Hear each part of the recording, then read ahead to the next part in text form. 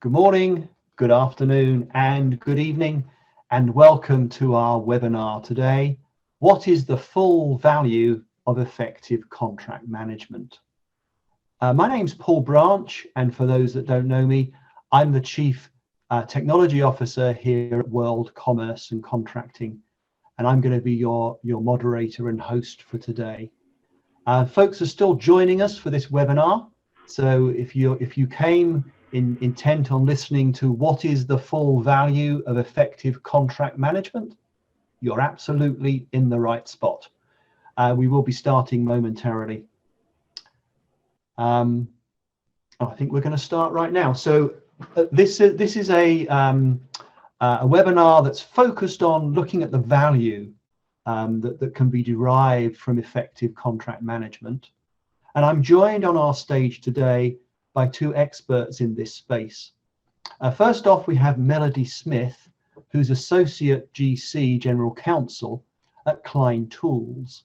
So Melody is our practitioner expert today, and she's got some really interesting information to share about what Klein Tools has been up to in the deployment of CLM, some of the pitfalls that they've seen, and indeed what their next steps are going to be. So really interesting stuff coming up. And then Myles Van Leuven, Senior Director at Customer Success and Advocacy at Agiloft, and we'll be hearing from Myles in just 1 second. Before we start though, as always, we have some housekeeping. The presentation itself will last about 45 minutes. There'll be an opportunity for some meaty questions at the end, but please use that Q&A tab to ask us questions as we go. Questions of clarification we'll ask in a moment, and some of those meatier questions we'll save to the end. And yes, you have joined in listen-only mode today, and that's to preserve the quality of the audio, because we are recording this session and it will be made available to our colleagues once this presentation is complete. You'll be sent a link not only to the webinar itself, but also a link to the slides that we're about to share with you, so you can use those for reference purposes afterwards. That Q&A tab, you can access it by the Q&A button at the bottom of your screen as you see it right now. Okay, so before I hand over to Myles though, I'd like to do a little bit of scene setting. So some research that we've recently completed at World Commerce and Contracting looked at the average cost of processing just a routine contract was $6,900 per contract. That's for a simple agreement. You know, these more complex agreements can cost $40,000, $50,000 or more.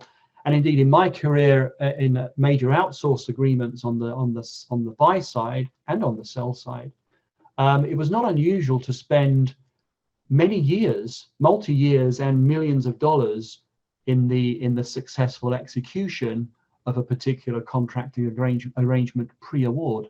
So you get to see that the contracting process, and particularly the friction that exists within that process pre and post-award, can materially impact the cost of delivery. Metrics, we're going to see how metrics are important.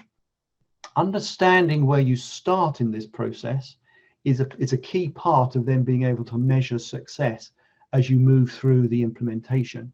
So smart things to look at: average contracts executed per member of the team, average response time for each workflow element, average legal spend per contract, both in in-house counsel and perhaps in external counsel if there's a need to do that. And most definitely turnaround times, not just around the entire process end to end, but within subcomponents of that process. These are all indicators of how efficient your contracting process is. Our research has shown that there's about 40 friction points pre and post award in the contract life cycle that exists for most major contracts. 40. Now, some of those are actually positive. It's good to spend time to have a little bit of friction around solutioning the requirements to make sure that the requirements are clear, what you need from a business perspective. But quite often, the friction that occurs post-award, particularly around change management, around risk and issues management, and the tracking and management of obligations, the friction that those elements introduce is destructive of contract value. That's the consequence of the research that we've done. Right.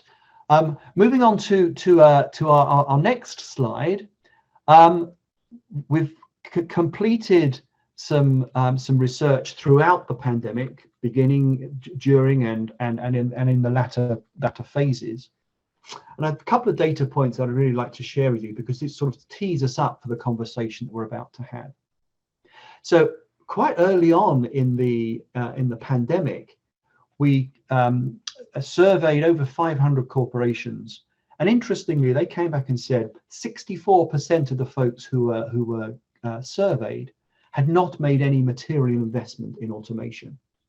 So many were at that sort of introductory phase of looking at contract lifecycle management as part of that automation journey, and what was available and how best to do it.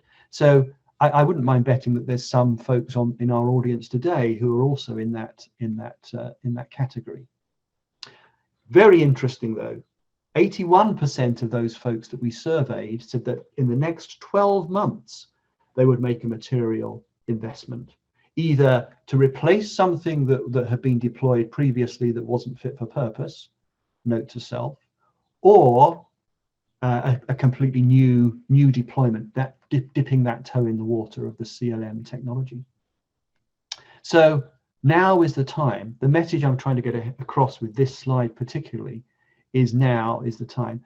Now C-suite are recognizing the disruptive impact of deploying effective CLM technology into this life cycle, and in an environment when the barriers to entry are much lower. So the cost per contract has dropped materially with the movement into the cloud, which has been going on for some time, but also now integrating the ability to integrate many of these offerings with other platforms enables a much lower cost per contract to be rendered. So bear that in mind as we're going through this. So those two data points I'd like to share with you. So Myles, tell us, is this research something that surprises you, or is this consistent with what you've seen with your clients? And give us an overview of what's happening with Agiloft, if you'd be so kind. Myles? Yeah, thanks, Paul. Yeah, no, the research doesn't surprise me at all. I think a lot of people are in that phase where they're looking at their processes, looking to improve, and clearly technology and automation is an important part of that for Absolutely. Many companies.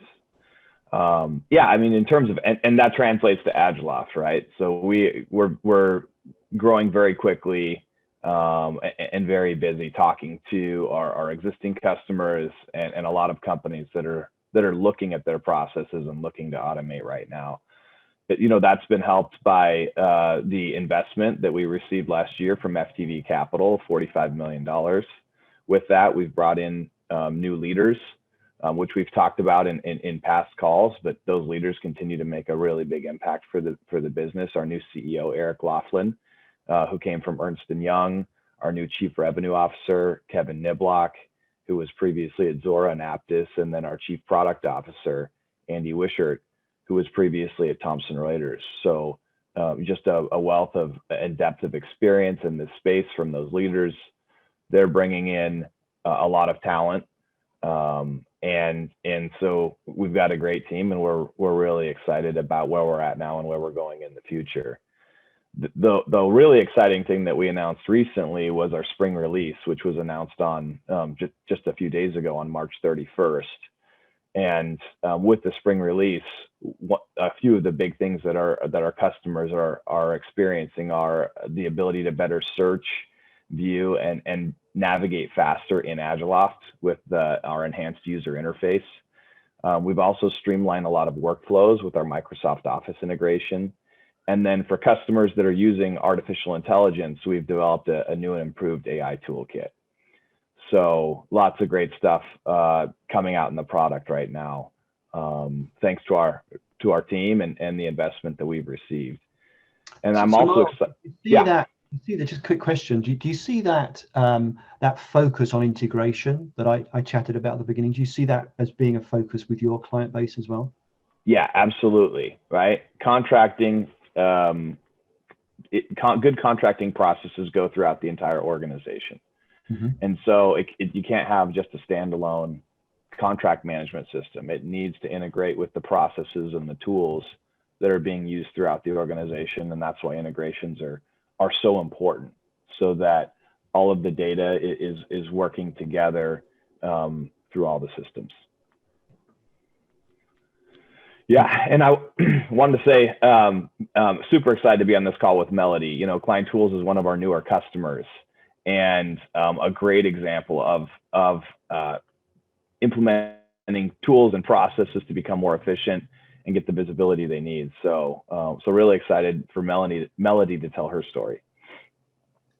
Thanks, Myles. Paul, I think that's the first time in my life I've ever been called an expert, and I certainly don't claim to, but happy to share my experience in implementing a CLM system and specifically Agiloft. But to give you just a little bit of background, as Paul mentioned, I'm the current AGC for Klein Tools.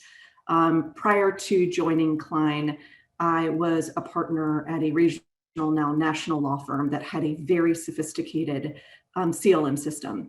And so leaving that to really go to a company that had nothing in place, which I'll show more about that later, was quite eye-opening. I joined in 2016. For those of you that don't know, Klein Tools is a subsidiary of Zog Group. It is a hand tool manufacturer for virtually any hand tool that's used in the industrial sector, whether it be telecom, electrical, mining, and so on. We are privately held, which obviously creates an interesting dynamic. We are a subsidiary of Zog Group, and Zog Group, we have several affiliates, both domestic and international, including Hong Kong, Australia, Brazil, and the UK. So we obviously faced a host of compliance issues at that level. When it comes to the legal department, I was the second member to join. We now have a total of 3 attorneys. We are separately housed, and I'm sure it goes without saying, we are an extremely lean department. Not only do we perform legal services for Klein Tools, we perform legal services for all of the ZA entities, which sounds like a feat in and of itself. But when you take into account that we have a corporate directive that all contracts undergo legal review and approval, that number goes up exponentially. And when I say all contracts, I literally mean the $1 million automated cell manufacturing machine to Steve, who cuts the lawn in Mansfield, Texas. We review all of those contracts and approve those. So the breadth is very, very voluminous. So help us there, Melody, on the volume. How many contracts would you say does that team have to review in a year or in a month? I would probably say on a yearly basis, it would probably be approximately 5,000. Okay. And split that up into 3 people. Now, maybe 50% of that is on our own paper and doesn't really undergo any negotiation. So it's not something that's really going across the attorney's desk. But I would say the other 50% is on third-party paper. Some of that is obviously extremely technical and requires, a very deep level of review. Whereas I'm sure you can imagine with the lawn contract, there's not much going on other than slapping on a rider to ensure that our insurance and indemnity requirements are met. So it's a very interesting setup that we had. So prior to implementing any CLM, we really are, as I mentioned, in its infancy. I was the second attorney to join, and within the first month of joining, I asked that there be some type of CLM system put in place. To say that our contract review and management was a disaster, quite frankly, would be a compliment. And I don't think that I'm insulting my predecessor by saying that. I think that he would actually agree. And again, I tell you, it's similar to that desk that really was probably not as organized as our contract review and management. So with respect to contract retention, we did not have a central repository. So let me give you just a general overview of what the contract lifecycle system looked like prior to us implementing Agiloft. It was the internal stakeholder would receive a contract and they would email their favorite attorney, which was really the attorney that they thought was going to turn around the contract the quickest. And we would redline that agreement and send it back and sit there and cross our fingers and hope that one, that if there were any changes, those would be sent back to us to approve those changes. And two, that we actually received a signed copy of the agreement if it was actually executed. To give you a little bit of flavor, when we were in the process of implementing Agiloft, to kind of get a better idea of the contracts that were out there, we physically knocked on doors or went to desks on the manufacturing floor and said, hey, can you give us a copy of all the contracts that you have? And we had, team members that were pulling contracts out of their desk drawers that had grease on them, that were barely legible, that no one knew were even in place. So it really was a completely dysfunctional system, if you want to call it, or lack thereof, that we had in place. The biggest issue that we had that really kind of brought our moving forward with the CLM to fruition was we had a contract, of course, that no one was tracking, that had an auto renewal provision, a 5-year auto renewal provision at that, to the tune of 6 figures, that auto renewed on the company when they intended, obviously, to cancel and move that business to another vendor. We had significant potential liability, as I mentioned, where folks either weren't going the proper review process or employees that were not authorized to execute contracts were getting those contracts stating, oh, I didn't know it was a contract, and then signing it. And obviously there was significant monetary liability. From a workflow process, we had significant issues, both inside and outside of the legal department, determining whether or not folks were getting the proper approvals. So as I mentioned, I mean, you have this picture now, we're a complete mess. And a month in, I'm saying, okay, let's get this system in place. And I really didn't get any traction. We have approximately 1,700 employees. We are relatively small, and most of our resources are stretched fairly thin. And so we initially sought out our own IT department and said, hey, can we partner with you? Can you build us some type of CLM system? And of course, the typical response is, we don't have the bandwidth to do that. And after pushing a little more, they were able to piecemeal a system for us, but it just did not function and did not have the adaptability that we needed as a legal department, and did not have the workflows that we needed, and quite frankly, really slowed down the process rather than speeding it up. So I just started picking the brains of some colleagues that were also in-house, saying, hey, what are you guys doing? Who are you using? And reaching out to those vendors, Agiloft being one of them, sending a random email and saying, hey, can you set me up a demo? And then sending those calendar appointments to folks both internally to the legal department, as well as other departments, including IT and finance, so that they could see, okay, we understand what these features are, and now we kind of get why they're important. And once they understand why they're important, we started to get the traction that we needed from an internal stakeholder buy-in to really get not only the funding, but the manpower to implement the CLM system. So I think a takeaway from what you've shared already, this is great testimony, by the way, fantastic stuff. But one takeaway from me that resonated was never fail to take advantage of a disaster. So the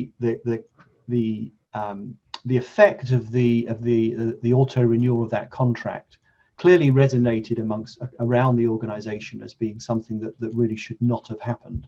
Mm-hmm. So to then build on that and say, and the solution to a part of the corrective action is really around looking at technological solution, was such a smart thing to do. That's really. It really was. The biggest issue we have, and I would assume is the case in most companies, is getting the buy-in from the person, the purse strings, the finance department. And Yep. until they saw that liability and experienced the liability, to your point, there just wasn't a ton of motivation to move that direction and incur that spend. And the second thought, and Myles, be interesting to hear what your experience too, that your experiences that you've just articulated are typical of the organizations of your size, and indeed larger organizations maybe have an order of magnitude more issues and complexity, but they also face the same sort of siloed approach and lack of consistency across their basic document management, which is the founding basis for any sort of CLM tool. Very interesting. Yeah. So speaking of the value of CLM, Paul, let me kind of tell you where we are in the process. So we are currently in phase 1 of implementation. I think that it will probably be a 3 to 4 phase implementation. At least for what we know now. I suspect that we're going to get into additional phases as business needs necessitate. But we've already seen a significant reduction in risk. And as I mentioned, not only there's obviously the auto renewal piece, but ensuring that folks are complying with the directive that all contracts undergo legal review. And I hit on it earlier, we only have a handful of folks that are authorized in the company to execute contracts. So those individuals now know that unless it's coming to them via e-signature and my electronic stamp is at the bottom, they should not sign the contract. Or I get the phone call, hey, someone handed me this contract. They said you reviewed it. Did you in fact review it? And typically the answer is no. Please send it to me and we'll begin that approval workflow. We implemented Agiloft during the pandemic, which is always really fun. And we historically struggled, given the limited number of signatories, in actually getting the documents signed. And I say that, for example, I'm housed in Texas. The majority of our C-suite at the time was outside of Chicago.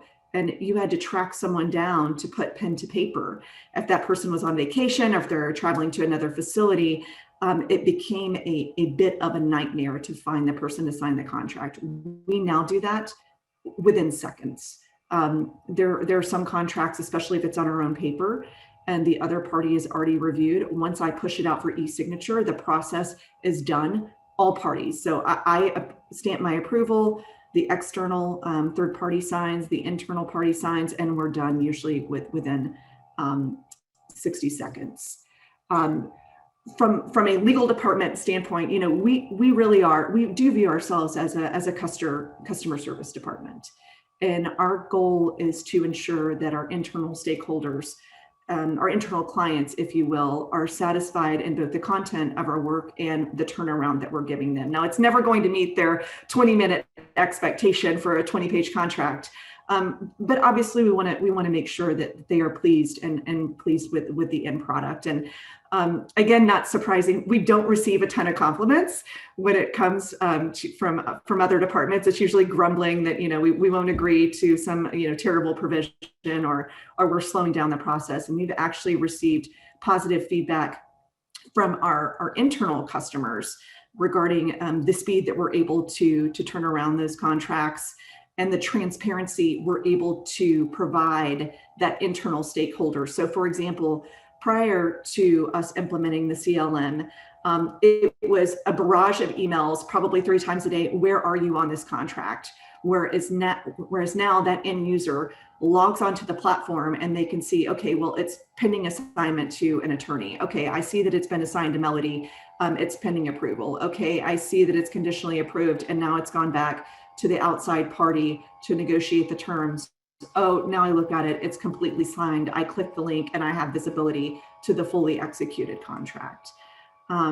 So to get that feedback from our internal folks really has been a cherry on top, if you will. It's not something that we expected. I did mention that it was a difficult sell for us from a finance standpoint.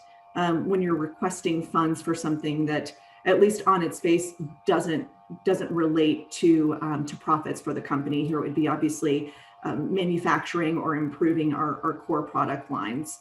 But we were able to sell it even with that single auto renewal to say, hey, finance, look, this is the potential liability. By the way, this is just one. There are hundreds more of these out there. So we really need to get out there. We really need to get a better grasp of what's in our contract library, that we were able to get them on board. Not entirely painless, but a majority painless sales. So with respect to kind of where we are now and where we're going, we've seen a significant streamline of contract workflows within our department. I mentioned we have various phases as of now. So there are certain contracts that finance has to approve and certain contracts that IT has to approve. Those approval and workflow processes are currently outside of the system. Our next step is to bring that in the system to streamline that workflow and eliminate some redundancies. And I really think that those departments, after experiencing the user piece of the system, we're easily going to be able to get those on board. We'll be able to implement those new workflows to increase visibility through new dashboards. So the end user can say, okay, well, I see Melody hasn't approved yet because she's still waiting on IT to review perhaps the data privacy terms or something else. But again, the goal is to bring them in to truly streamline that process for the folks, obviously on the webinar that haven't started the process. I will say it is daunting, but it's worthwhile. One of the key features that led us to choose Agiloft was the idea of we really didn't know what we were doing. We looked at a couple of out-of-the-box systems that were rigid, and that lack of flexibility, I can say, was personally scary for me. When you've never done this before, you don't know what you're looking for, and you don't know what's going to happen after the fact. To say, man, I wish I would have done that differently. And quite frankly, we've already learned those lessons and been able to go back in, reconfigure the system, reconfigure the workflows to ensure that our business needs are met and that we're really able to continue to adapt to an ever-changing environment. Yeah, that's really important. I think that element of agility, for one, and also the ability of the tool to interface with other applications through an open interface. I think that they're important facets of a tool. Melody, thank you for that. Thank you for that really interesting review of what Klein Tools has done. So Myles, set this up for us. Is the Klein Tools experience unique, or is this something that you see all the time? Yeah, no, it's very common. I think Melody talked about a couple of things that she was really looking for when she was implementing automation and improving her processes. And she spoke about operational efficiencies, right? Which is just, increasing productivity, reducing the amount of time that people in the company are spending on the contracting process. And then she also talked about visibility, right? Which is, I think visibility fosters collaboration, because when everybody has visibility into where we're at in the process and what needs to be done, then people work better together. And she spoke to that. I think other things that companies look for include increased revenue. They see the opportunity to close deals quickly as an opportunity to decrease revenue leakage for a deal that could fall apart if the contracting processes are taking too long. And then some companies are also looking at compliance. They're looking at company policies that make sure that the company is in compliance with regulations, and saying, hey, if we don't close some of the gaps in our contracts, then the company could suffer exposure, right? And there's risk there. And so they look at their contracting process and automating that process and the ability to lock down their contract terms as an opportunity to ensure compliance and mitigate that risk. So Myles, we've got some questions already on this question of agility. We talked about it in Melody's case, but in terms of, can you lay out for us what the key features of agility are supported within the Agiloft platform? How do you demonstrate that? Is it back end, front end? Where do you inject that agile approach to delivery? Yeah, I mean, I think it's both, and with Agiloft, it's both. The front end, what the users see, and then the back end, how that system integrates with other systems. And so, yeah, I mean, I think it's important. Agiloft is called Agiloft for a reason, right? Because of that agility. And so the ability to configure the user interface to really have the data elements show up that only those users need to see, having tight controls around the data so that from a security perspective, people are only seeing what they need to see, and then being able to configure different workflows. So you might have a workflow for a contract manager that's different from a workflow from someone making a request, a different workflow for a partner or an outside vendor. All of those workflows can be accommodated and more with that configurability and the agility that Agiloft offers. That's great. So Melody, does that resonate with you? Is that how you use the agile components to deliver what you needed to do? Absolutely. So we went in thinking the workflow should look like X, and I won't go through the idea that we had in our mind. And I will tell you, within the first week of doing it, we said this just isn't functional. And so we went back to the Agiloft team and said, okay, we need to change these things. And they were able, obviously, to do that within 10 minutes. And we're honestly still experiencing that. As I mentioned, the idea is to bring in IT and finance into the workflow. And so we'll go back and say, hey, again, can you update this so that we have the ability to integrate them into the people process as well. Perfect. Yeah, Robert asked a question. Can you provide some further detail around the finance integration piece that you have in plan? Or what were you thinking about there? That's a great question, Paul. And I can speak somewhat intelligently, but as I said before, the interesting part for us is we think we know what we want, but when that comes to fruition, it seems to change. At this point, the idea is that we want finance to understand the current contracts that are in place and what the spend looks like for those contracts. We want them to see what's in the pipeline, so that they have a single dashboard to say, okay, this is what the current spend is, this is what the upcoming spend is. I know that Agiloft has a million other finance features. We just honestly have not explored all of those. So we have maybe time for just one more question, and then we'll get back into the deck. But the Bertrand asks, do you also onboard legacy contracts, and how did you handle obligations management and the challenge of third-party paper? So the answer to the first piece of that is yes, we did onboard those legacy contracts, and because of our lack of sophistication, we were not able to just merge those into the system, which I understand is an option if those are appropriately stored on some digital platform. For us, it really was going down to the manufacturing floor, having people dig through file cabinets and handing us documents. So although it shouldn't be so labor intensive, for us, it was, and in all transparency, we decided about halfway through, we just don't have the ability to gather all of that. And we're really starting kind of from ground zero. We gathered what we could, got those in, set the deadlines and things of that nature, but kind of waved the white flag.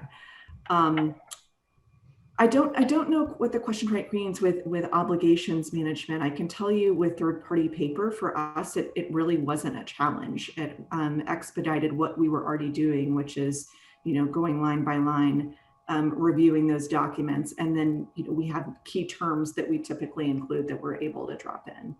Right. Gotcha. And just one further question from Naren. I think I got your name right. How long did it take in your implementation of this first phase? Yeah, so I think we did kickoff at the beginning of April in 2020, and we went live. We've called it a soft live date at the end of August. Now, I will tell you, you can go as quickly or as slow as you want. Had we had more resources to designate solely to the project, I think we could have had it up and running within, I would say, 1.5 to 2 months. For us, we drug it out. Pretty amazing, really, when you consider. I mean, my first CLM deployment took nearly 2 years. Wow. And that was 10 years ago. But you know, even so, yeah, interesting, great stuff. Okay, we have a stack more questions, so please do keep them coming in, guys. But we need to get back into our deck. So Myles, back to you. We've seen this operational increase, revenue, visibility, compliance risks, these sorts of key elements coming out. What's next?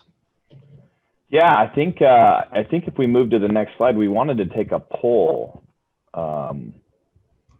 If I'm correct, because I'm interested in what the audience, thinks. What is top of mind for them in terms of what their what challenges they're trying to manage.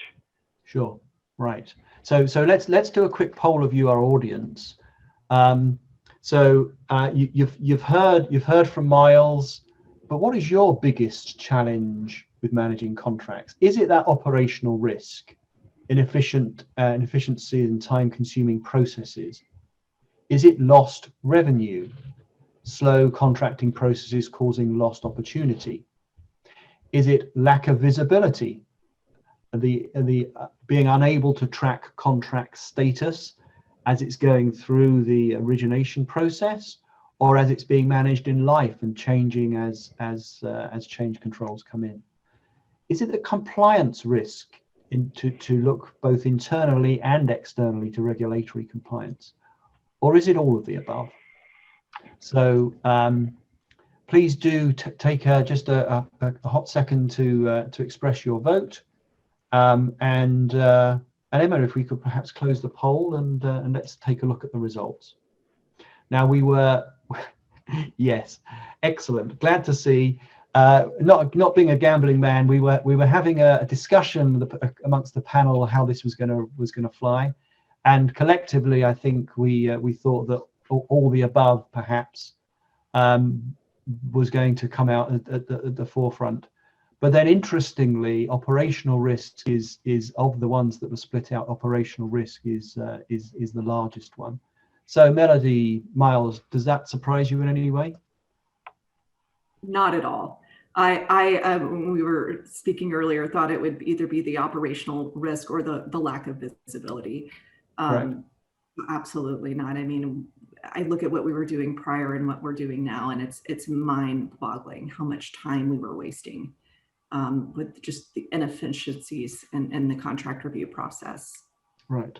I must admit to being a little surprised that number 2 came out as with such a. But I guess a lot of the folks that would otherwise have voted for 2 voted in all the above. Myles, thoughts?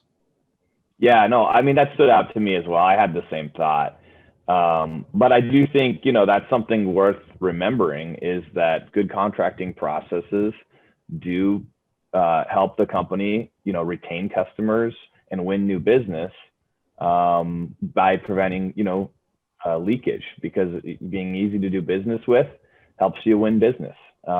So that did stand out to me a little bit as well. But clearly, I think across the board, there are a lot of ways that companies can realize a lot of value from automating their processes. Right. Very good. Okay, carry on, Myles. Let's keep tracking. Yeah, let's move to the next slide. We did some research on what the value is that companies can receive from automating their contracting processes, and we wanted to share this with the group. I think for those who are looking to invest, whether it's acquiring a new technology or making a big investment operationally in your processes, what are the benchmarks? What is the value that you can expect to realize from that investment? And so really it's these 5 areas, right? So operational efficiencies, which was really important. I think you focus on that because there's a lot to be gained there. So Goldman Sachs did a study, and what they found is that you can save 20% of the operations budget by investing in tools and good processes. And I think that aligns with the WorldCC data that you showed. Each contract, if I recall correctly, each contract costs like $6,800, right? So there's a lot to be gained by making improvements there. And we also polled our customers and asked them, what the value for them was, and the data that came back. And this is very real data from actual customer experiences. It was 20,000 or 20% as well. The next one is the value from sales operations. So again, WorldCC found that 8% of revenue is lost per contract, and I think that aligns with the data that you shared before. Again, we validated that with our customers and found that in fact there is value there, and our customers show that it was 3% for the average contract. And then the value on the purchasing side is also an important part, right? And the Hackett Group, which is an organization that we work closely with, did a study and found that 12% of the average purchasing contract can be saved, and Agiloft customers agreed with that at 8% as well. And I've got a good example of that. We've got a customer named Inland Technologies, which manage airports, and so they buy a lot of products and services that are subject to frequent price changes. So whether that's fuel or de-icing fluid or other materials, and before automating their system, they were using Excel sheets and binders to try to keep track of contract expirations. And so if there was a change in pricing, that could have a huge impact on the bottom line for their business. And they knew that it was costing them money, and that they had to change. And so they implemented Agiloft, and now Paul Gamble, their contract manager, gets an automatic alert before their contract expirations and any price increases, and it has in fact saved them a lot of money. So there is a lot of value on the purchasing side. And then from a security and compliance perspective, this is harder to quantify. So we did research, but we couldn't find any studies that showed how much you can save from a security and compliance perspective. I think the reason for that is that it's so hard is that while you can quantify some of the hard costs of a major security or compliance event, there are also a lot of unknowns on how do you quantify something like reputational risk. So we went to our customers and talked to them and asked them, how would you quantify the value from a security and compliance perspective? And they basically said, hey, we would look at our revenues and assign a percentage of revenue, right? So you can foresee a major security or compliance event, how that could cost 10% of revenue or more. So that's a good way to sort of think about the value that you would expect to receive from a security and compliance perspective. And the reality is, Myles, even if a portion of this drops down to the bottom line in terms of saving and earnings impact,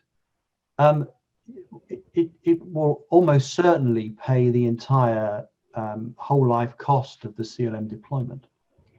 Absolutely.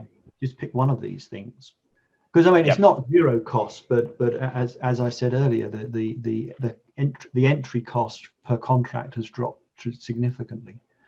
So justifying that is actually not that hard to do. Yeah, absolutely. I know we're running short on time. I did want to quickly just show a couple of screenshots from the product and talk about how those tie into the value that we're talking about. So, really quickly here, you see a pretty standard view of the user interface. How would this help you increase revenue? Well, I've highlighted here, one, everyone can see where the contract is in the approval process. And then at the bottom of the screen, how easy it is to send that contract out for e-signature and getting it signed and having a central place where all that information is stored and everyone's collaborating together.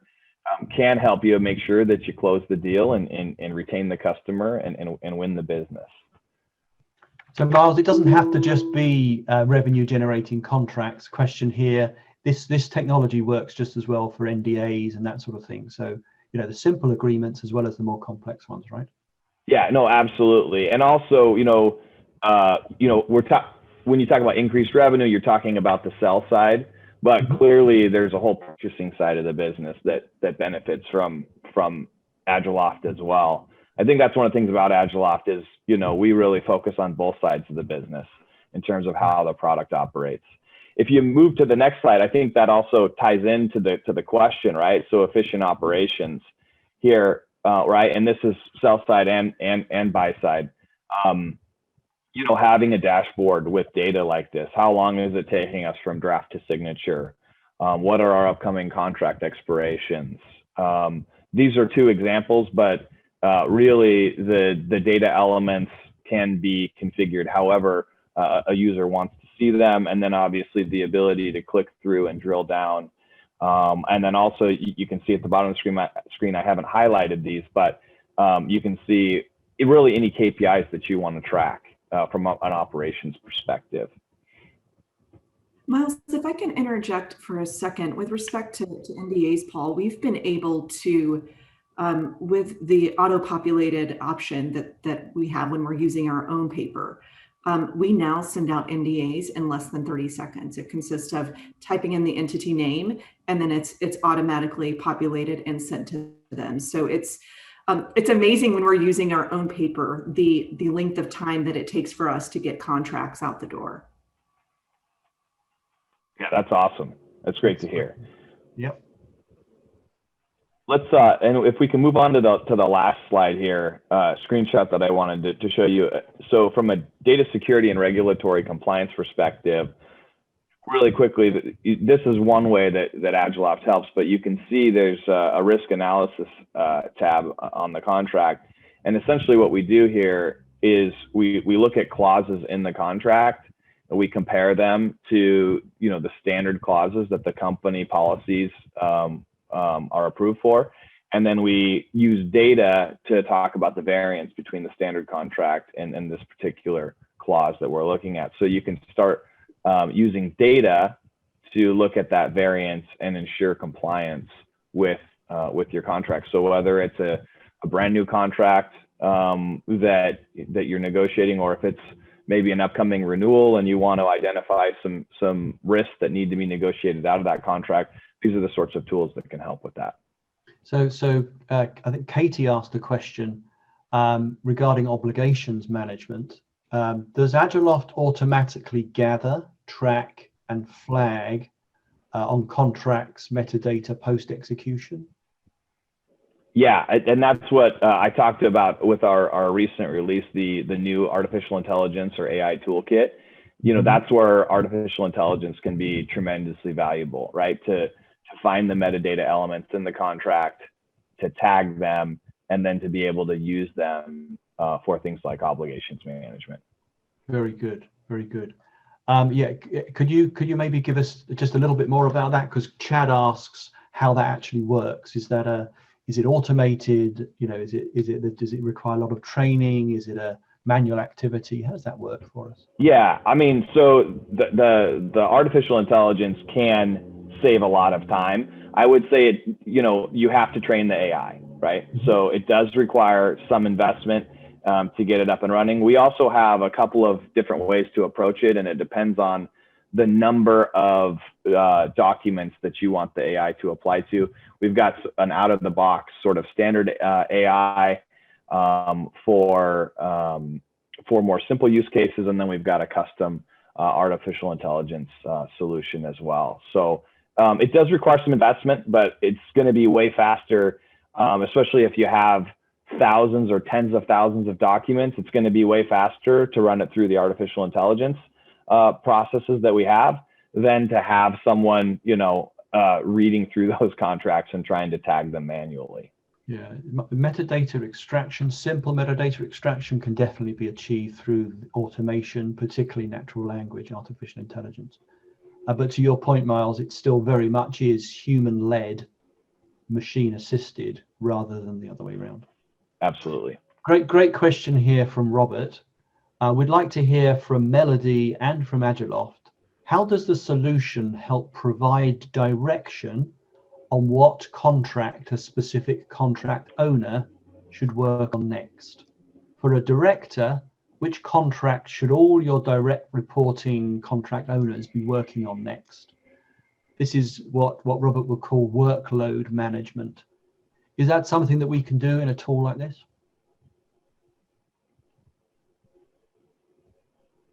I'm happy to say that, to answer this piece of it, we're not utilizing the platform for workload management right now. We the attorney logs on to see what contracts are in their queue, and typically if it's a rush contract, if you will, the internal stakeholder has reached out to the attorney to say, hey, listen, we need this negotiated and signed by X date. We have a pending deadline. Otherwise, I typically just take it in sequential order when it was submitted. One at a time.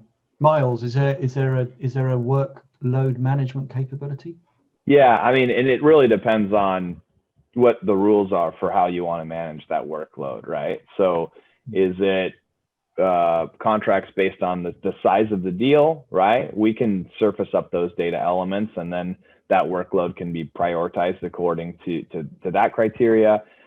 Maybe there's a certain part of the business that you prioritize over other parts of the business. All of that data can be provided to, the attorneys or whoever's drafting the contract or reviewing the contract in the process, so that they know how to prioritize the workload. Gotcha. There are more questions coming in than we can hopefully answer, than we can naturally answer, but let's keep going. So this is for you, Melody. Are your review processes that currently happen outside of the CLM tool planned to be captured in the system? Will those review outcomes be captured in the system as well through some form of supporting documents? What's your vision for how to incorporate this review process? Yeah, so I think that's going to be part of phase 2. And I mentioned specifically for us, it's IT and finance. And the idea is that once a financial threshold is triggered in the entry of that contract, then it will automatically be sent to finance for approval. Then, for example, if it's an IT contract, that would be triggered. It would flow through finance prior to actually getting to the legal department.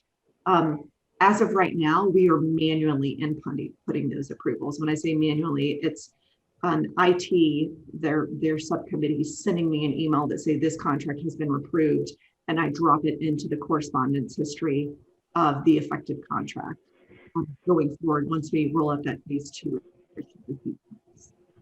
Great. Lots and lots of questions coming in around deployment and how you did it. So did you use a third party to help you with the implementation, or did you get on with it yourself? So we, I know that Agiloft has the option of you can implement it yourself. We did not choose to go that route. We partnered with the Agiloft implementation team.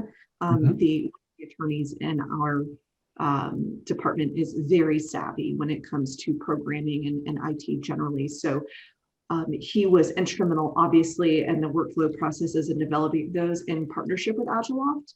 And I'm happy to say there are configurations to the system that we've been able to do ourselves. Either Peter, the other attorney, has done them, or in conjunction with our IT department. There are changes in the processes and workflows that we've relied on an Agiloft consultant, even after the fact, to come in and update the system. So it's a bit of both. And Annette asks, can you maintain the system yourself, or how dependent are you on Agiloft to make the changes for you? Sounds like it's a bit of both, right? It is, but I will tell you, like I said, we went. Our official go live was in August. We really started rolling it out late November, early December. So we're maybe 5 months into really using it at a corporate wide level. And I think maybe we've had to rely on Agiloft 3 or 4 times during that time frame. The majority of stuff we've been able to do ourselves. Right. That's a really important feature of any tool, I would suggest. It's a key component, because you don't want to be spending professional development dollars with a third party every time you want a small UI change. That's important.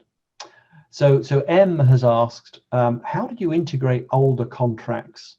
Did you have to go and physically scan them in, or how did you get them out of the greasy old drawers and into your system? No, that's a great question. And I think, again, if we were a little more sophisticated on the front end, we would have been able to drop those in the systems. For us, it really was scanning them into PDF and putting them in the system. And we relied heavily on our paralegal to do that. But as I mentioned, we really did just kind of wave the white flag about halfway through and just say that there's no way for us to capture all of this. We've captured what we think is important and asked those stakeholders. But to your point, Paul, we're done digging through drawers with grease on them, and we're just going to let those contracts fly. So detailed question around electronic signature. Can you support wet signatures as well for third parties that really want to physically sign the document? Yeah, so you can absolutely take them, and we do have third parties that either refuse to e-sign and want to send us back a wet signature, which we usually electronically countersign, or if our internal folks, we have the option of taking it out of the system. The key for us from a legal department is we want to make sure that it gets back in the system. And the way that it does that is we're reaching out to the internal stakeholder and saying, hey, has that been signed yet? So at least in my mind, it kind of defeats the purpose of what we're attempting to to accomplish with the CLM system by taking it outside, but we certainly are able to do that. Absolutely. So question from Steve, I guess this is for you, Myles. Is the AI simply searching for shalls and wills, or is it one, more sophisticated, and two, can it be fine-tuned through training? Yeah, so it is more sophisticated than that. It is using natural language, and it can be trained, right? So that's why I mentioned before we have sort of two approaches. We have an out-of-the-box approach, and then we have a more sophisticated approach, and it depends on what the needs are. We can provide different editions of Agiloft based on how sophisticated the needs are from an AI perspective. Cool, gotcha. Question for you, Melody. In your particular implementation, talking about the NDA that you shared earlier, is it possible to modify the contract with permitted options? For example, NDA choice of law. Is that possible, or is that something that you don't do? Yeah, I think Myles will probably have to answer if that's possible. We currently don't have that feature, or to my knowledge, or utilize it. When we send it to the third party, really their only option is to send a copy back to us in redline format. Right, gotcha. Yeah. Myles, I'm pretty sure that you have a clause library capability in. Yes, exactly. That's what I was going to say, right? You just leverage the clause library for something like that. Right. That was Sarah's question. So Sarah, I think we've answered that one. The questions are still coming in. We have more questions now than we did 2 minutes ago. So some great questions here, though. Can Agiloft help with the process of tendering? For example, where bidders review documents with many clauses and may have review comments that need dealing with. How does that process work? I think here we're talking about the papers come back with amendments. Melody, talk us through how you could integrate that into the tool. Yeah, I think Myles may have to answer that one, Paul. I can tell you in my experience, obviously we do get counter revisions.